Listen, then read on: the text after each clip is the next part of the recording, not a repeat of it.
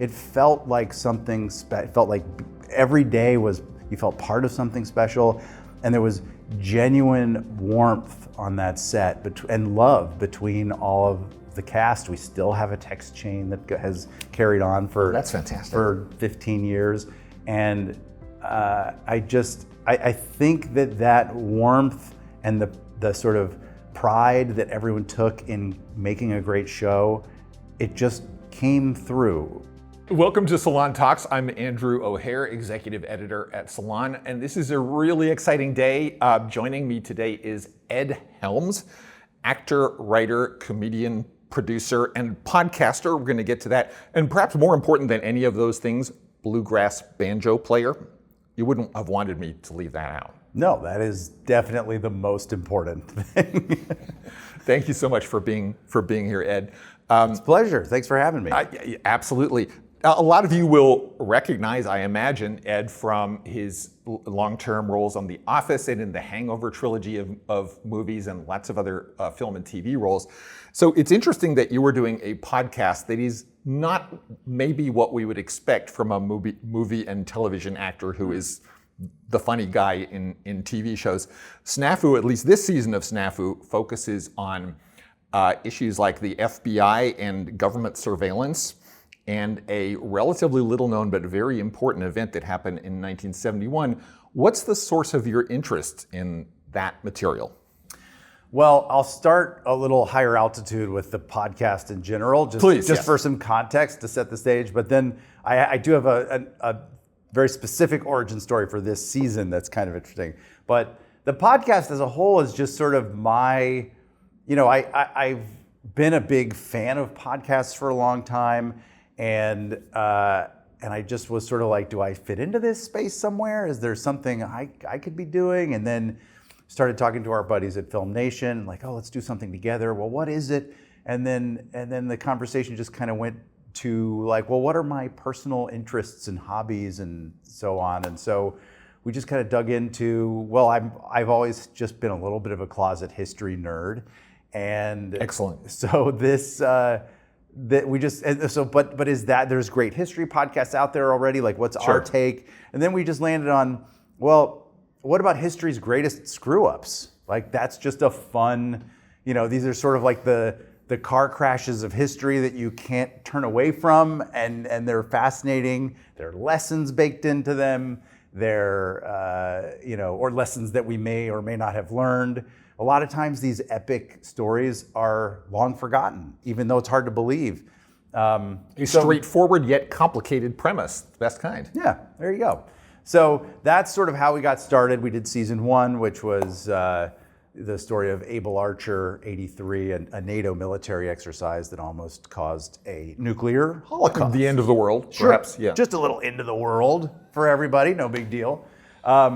That one was incredibly fun, lots of dark humor in that. Mm-hmm. And I think also lots of lessons in that we're still trying to learn. So then it became, well, what's season 2? Right. Well, it just so happened that my aunt, who lives here in New York City, in about 2014, I think, sent my whole family a book for Christmas. She said, this is a book, my friend wrote it, it's a little dense, but enjoy. And so we all got this huge book, it's called The Burglary.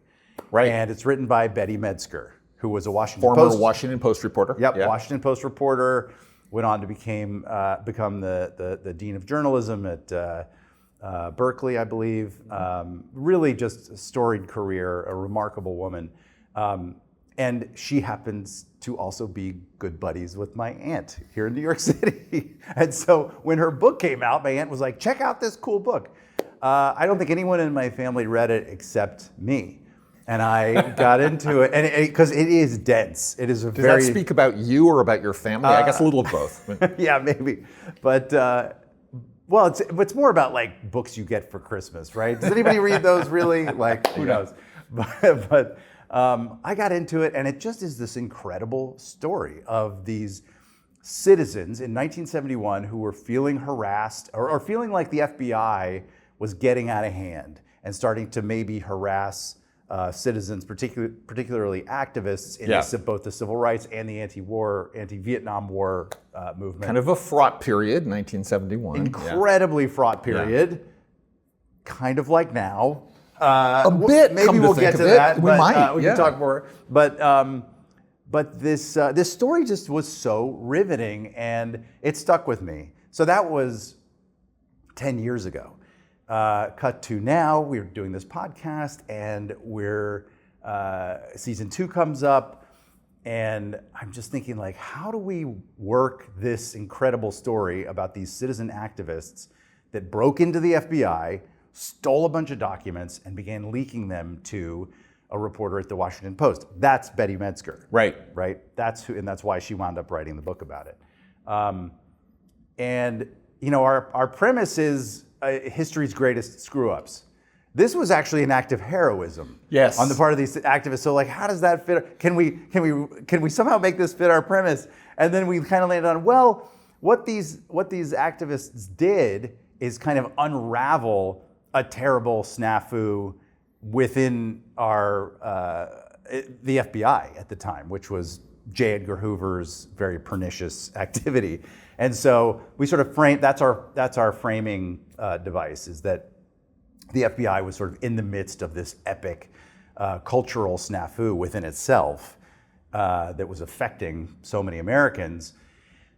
And these activists kind of swooped in. This like did band something. of Robin Hood people broke into this basically podunk office of the FBI, right? Yeah. Media, Pennsylvania. Where is that even? Yeah, it's a suburb of Philadelphia. Yeah. And you're right. It was also a time when there were lots of branch offices of the FBI. Right. But every office of the FBI had every file of the FBI. That's a snafu, possibly. right. Yeah. There was, and they also, some of these smaller offices, like this one in media, just didn't have a lot of security. And so what a lot of people, I think, also forget is that Philadelphia was a hotbed of activism. Absolutely. In both the civil rights and the anti-war movement, and was really like a hub of activist activity. And so at first, I know if you listen to the podcast, they talk about, we actually got a number of the actual burglars in the podcast. Yeah, I want to talk about that. Yeah. But they talk about the decision to, first they wanted to maybe break into the Philadelphia FBI office, which is of course a impenetrable In a federal citadel. building or whatever. Yeah, it's like. So they quickly ruled that out, and then realized, oh, there's this little office in media right outside Philadelphia, which is where they all lived. They all lived kind of around there, and so that's what they did, and they uncovered a lot of crazy stuff. Well, they uncovered the operation that was known inside the FBI as COINTELPRO, right? Which was spying on a whole range of, broadly speaking, left-wing or liberal, or they would have said radical causes across the political spectrum. And virtually none of this was known, right? Until they did this. There were rumors. Yeah, But and even COINTELPRO was not immediately exposed by the break-in, but that became the work of another intrepid reporter, Carl Stern of NBC at the time, Right. who really dug into COINTELPRO. It's mentioned in the documents that they found, but they didn't quite know what they had in that. It was Carl Stern who's looked at that and thought, let's really dig into this. And then, of course, that led to the Frank Church hearings in Congress, and it's the reason why we have any oversight over these intelligence operations, the CIA, the FBI, the NSA, all of them. The only reason that we have any congressional oversight of those institutions is because of these burglars and everything that happened afterwards. whether it's adequate oversight is another larger question, I suppose. Yeah, we could discuss that. But again, to pull back to more of the helicopter view, I think it's interesting. You know, there's a long tradition of people. You know, a lot of people may know you as, you know, the funny guy on that TV show that they liked. But there is a long tradition of people in comedy having, obviously, you know, you don't have to go back that far. You know, Lenny Bruce, Dick Gregory, George Carlin, these legends of the form, but you're of a different generation. You're right. I sort of cut my teeth at The Daily Show very much more in the political sphere. But I've always just been a sort of news and culture junkie, and this podcast has become my outlet for that, and that's why it's so fun, and it's also funny. Like it's really It's super entertaining. I do want to make that clear to people. Yeah, yes, thank you. Absolutely. We try to keep the tone. We really are very deliberate in the writing and in the execution to give it sort of a cheeky, fun tone. That said, especially this season, there's also a lot of very poignant content and some. We talked to some people that have really went through a lot in their lives and their families through this whole episode, and so it's a really fun ride. I think we're now 2 seasons in. We've really dialed in tone. We're starting to work on season 3. Oh, fantastic! You want to give us a hint? Nope. Okay. Not yet. But it's season 3 is all I'll say is it's about something that everyone thinks they know a little about already, and I certainly did. But then we kind of get into this very, very curious side angle on it, and I'm just thrilled. It's been incredibly fun to work on. So we'll talk about that when that one comes. When that one comes along, and talk about the people from now. This event was more than 50 years ago at this point. I think my math is close enough, Yeah. and it wasn't my major. I don't 53. I don't think it was your major either. So, so how many of the people are still with us and able to participate and talk about this? I know Betty Metzger participated. Of course, but, yeah. Who else was involved? So Betty Metzger is the reporter. She was a young reporter at the Washington Post when she first started receiving these mysterious envelopes with FBI files in them. Amazing. She tells her own story of opening these envelopes and just being like, what do I do with this? Which is amazing. And then there are a number, only a few are still with us, but they were incredibly gracious and spoke with us in the podcast, told some very personal and at times harrowing personal stories about both the heist itself, which is a riveting, It's a great story. It's just a great story, and it's just like highly entertaining. But then of course there's all this aftermath for them individually that you don't really think about, like doing something like that. One of the most incredible parts about what they did is that none of them were professional criminals, but they perpetrated this highly professional break-in and robbery. Then they did something that's arguably more professional than most burglars, which is they kept their secret for decades and decades until the FBI dropped the investigation. And it wasn't until then that they started to come forward. And then and Betty Metzger didn't even know who they were until they told her. A couple of them had been friends with her for a long time and kept the secret from her. So what does keeping a secret like that do to your soul? Well, we get into that in the podcast. It turns out it's pretty fraught for. I think that's one of the most powerful aspects of this, that it changed their lives. And obviously they were facing the prospect of years and years in prison if they got caught. Right? Yeah. That's the reality of the situation. But even getting away with it doesn't come free, right? That's exactly. That's a good way to put it. Yes. And so does this story how does this story make you think about the situation we're in now? One of the interesting things, I was observing that earlier, that liberals kind of only care about government surveillance when a Republican is in the White House. Maybe that's cynical, but you guys would have used that line on one of your comedy shows. And we've had these cases in the last decade or so, or more than that now. The Edward Snowden, reality winner Chelsea Manning, all these drips of revelations, a CIA whistleblower like John Kiriakou, who I know personally, and then it fades for a while. Mm-hmm. And right now we're in the middle of this very dramatic presidential campaign, and that issue of how much privacy we gave away after 9/11, which I know is something you address, is not on the table. Yeah, well, this is we could go on for hours here. I sort of love this part of it because this feels like an isolated story, right? In a moment in history, but it could not be more prescient now, and really always. It's kind of this ongoing question: what's the balance between our civil liberties and the need for some level of surveillance for law enforcement and for public safety? Where's the right line? How much do you trust these investigative institutions? I get into this with, in one of our bonus episodes this season, I spoke to Locke Johnson, who was Senator Frank Church's special assistant during the Church committee hearings.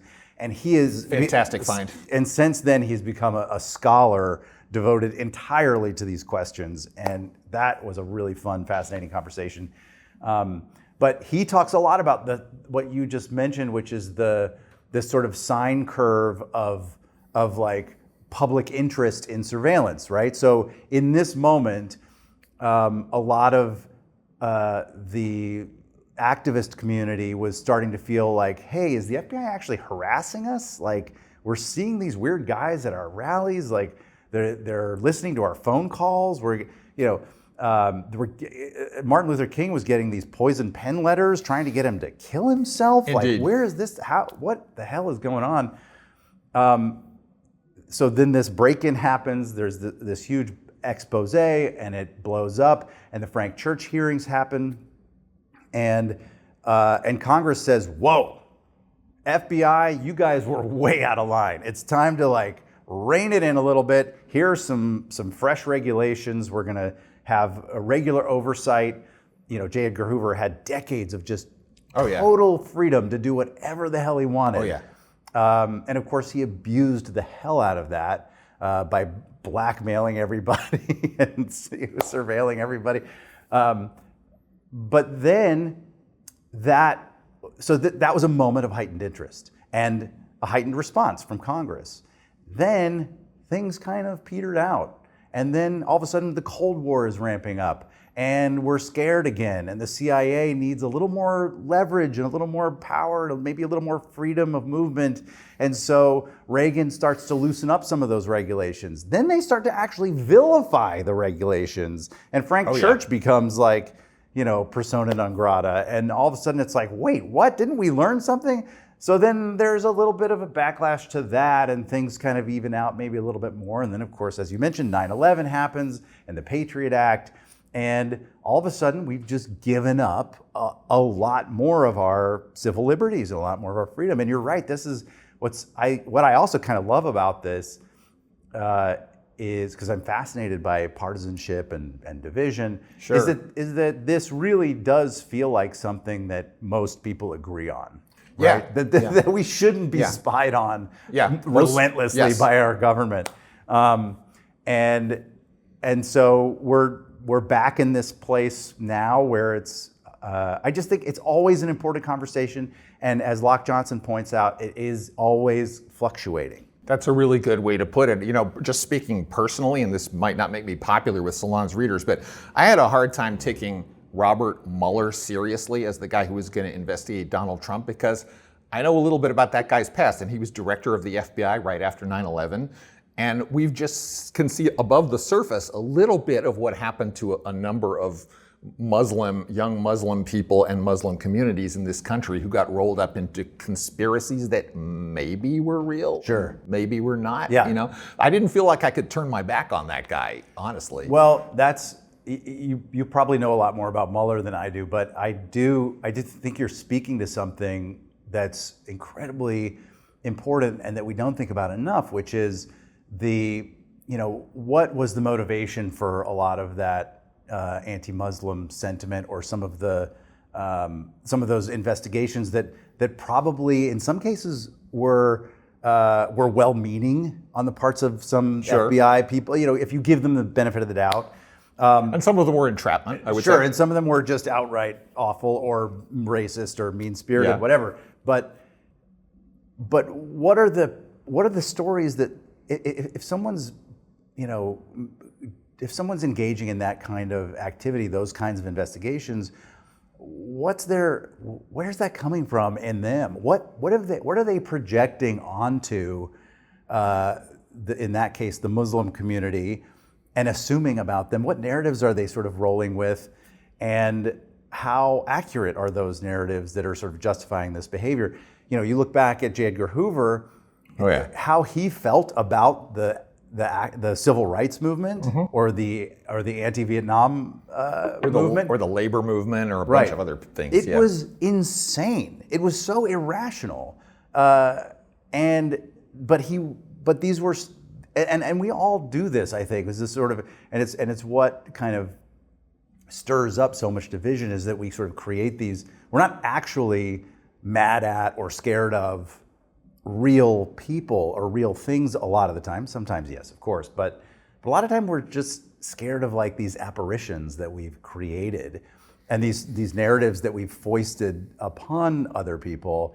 And that is certainly the case when you look back at J. Edgar Hoover and look at all of his like paranoia and rage, and like, what is this coming? Does anybody actually resemble what he thought they were? Does it, and vice versa. I think conservatives do it to liberals do it to conservatives. It certainly can cut both ways. Yeah, and I think it's just such an object lesson in checking our assumptions about each other, and like realizing and humanizing the other people we disagree with, because we can't just cling to these narratives that Fox News is telling us or CNN is telling us. Like, there really are human beings. I don't know. I'm starting to veer into like tropes and pablum, but I appreciate the sermon. Yeah. I can tell you. So in my clever gambit to turn the whole conversation back to being about me, I am in possession of a document personally signed by J. Edgar Hoover authorizing what was described at the time as electronic surveillance on my mother's apartment in Baltimore in 1950. She was at the time a labor union activist in her late 20s. She and her then husband were members of the Communist Party, which was not uncommon for people involved in the labor movement at the time. And so I have this and many, many other things like this too, authorizing this. And Hoover personally reviewed and signed this document. And the reasons given for, it was stated that they were communists, but the reasons given for surveilling this apartment specifically was that they lived in a white neighborhood and black people had been seen going in and out of their apartment. What other thing could be happening there other than seditious anti-American behavior? Good God. It's heartbreaking. That's wild. I know, it's quite something. So you have the original like authorization of surveillance of your grandmother? My mother. Your mother? My actual mother, yes. Wow. Yeah. How old was she at the time? 27, something like that. Be honest, was she seditious? She was very yes, in an extremely idealistic vein, probably. Listen, okay, so Snafu season 2, Medberg, have I got that right? What's that? Yeah. What is that? What's that for? for? That is a very creative portmanteau of media and burglary. So was that the FBI's? That was the case name that the FBI came up with to investigate the media burglary. Medberg. Snafu Medberg. That's season 2 of the Snafu podcast. It's available, I assume, everywhere that you get podcasts from, all those places on the interwebs that you can get them. Every single one. The last question, and I had to go there. One of the things that's so interesting about having had many of your former castmates from The Office over the years visit this space is the sense that show, which went off the air, whatever we want to say, stopped being produced a while ago, continues to generate enthusiasm among younger viewers who weren't old enough to watch it when it was on TV and have never worked in an office. Weren't even born when it was on TV. In some cases, yeah. So what do you think it is? I think it's just my magnetism, right? That's where I was. Is there any other reasonable explanation? I will say this, and people ask this a lot, and it's forced me to think about it a lot. And I think that workspace was so comfortable. It was such a like, and I also think not just Dunder Mifflin as a fictional workspace, but the actual set in Van Nuys, California, that all of us showed up to every day, was an incredibly rare, beautiful working environment where you had a lot of creative people. Any film or TV set is this amazing mashup of expertise in lots of different trades. You have set builders and set decorators and hair and makeup and all kinds of things. And then you also have the writers and the directors, gaffers, actors. So it's just this kind of beautiful symphony of trade expertise and creative expertise. And sometimes, it's very rare, I've been a part of so many things, but sometimes it is the music of that symphony is just gorgeous. And it was gorgeous for all of us there. Yeah. Really, like, it felt like something, it felt like every day you felt part of something special. And there was genuine warmth on that set and love between all of the cast. We still have a text chain that has carried on for that's fantastic. For 15 years. And I think that warmth and the sort of pride that everyone took in making a great show, it just came through, really. And I really do think it's the warmth that has grabbed later generations, because we're in a fraught time, we're in a fraught moment, and young kids are coming up in a time where their parents are anxious and what's going on. But here's this little calm place where there's like a lot of conflict, but it's really funny conflict. It's mostly pretty harmless conflict. Yeah. And it's the same every time. It's the same place. And these characters are predictable, and there are really poignant stories mixed in with the comedy. And I just, that's the best I can do to kind of like make sense of it. That's beautiful. Actor, comedian, writer, podcaster, banjo player, and history nerd, Ed Helms. Thank you so much. A pleasure. Thanks for having me. Thank you for watching Salon Talks. If you had a good time, why not subscribe right over here so you can get more conversations with your favorite artists, actors, directors, writers, comedians, musicians, politicians, everybody you love, and I love too. And while you're here, why not watch another video right now?